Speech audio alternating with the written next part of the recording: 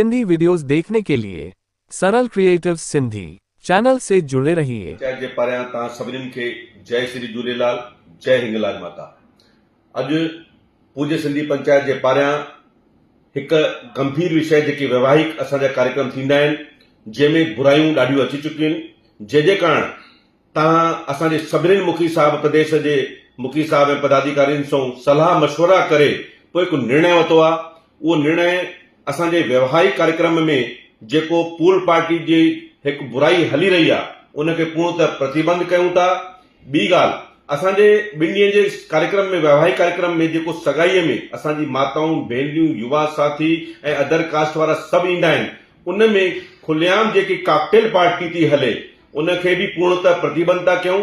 उनखे जेको असांजा वॾड़ा मर्यादा रूप में अलॻि सां काथे ॿिए हंधि रखंदा हुया, उहे कार्यक्रम अलॻि सां भले करे सघंदा आहिनि, लेकिन खुलेआम सां कॉकटेल पार्टी बंदि हुजे।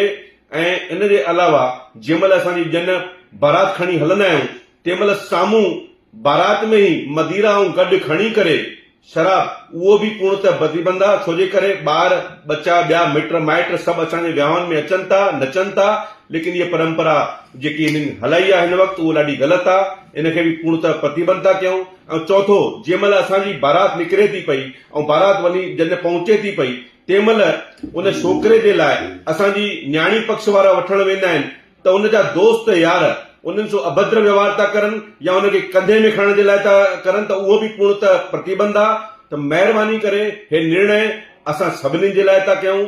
सभु नागरिक मिली करे हिनखे जागरूकता सां पालन करनि, जिम्मेदारी सां पालन करनि। इहो सभिनीनि जी जिम्मेदारी आहे। पूज्य पंचायत सभी छत्तीसगढ़ सिंधी पंचायत जे मुखी साहिब सां विनती आहे, इहो जेको असां निर्णय वरितो आहे तव्हां सभिनीनि सां सलाह करे महिरबानी करे हर शहर में इनखे पूर्णतः पालन करण जी कोशिश कंदा। कोशिश न, पूर्णतः पालन कराइणो आहे। ऐं जे कुझु पंचायतूं इनजो सुठे रूप सां कार्यक्रम करे बि रही आहे, उनखे बि असां धन्यवाद था ॾियूं।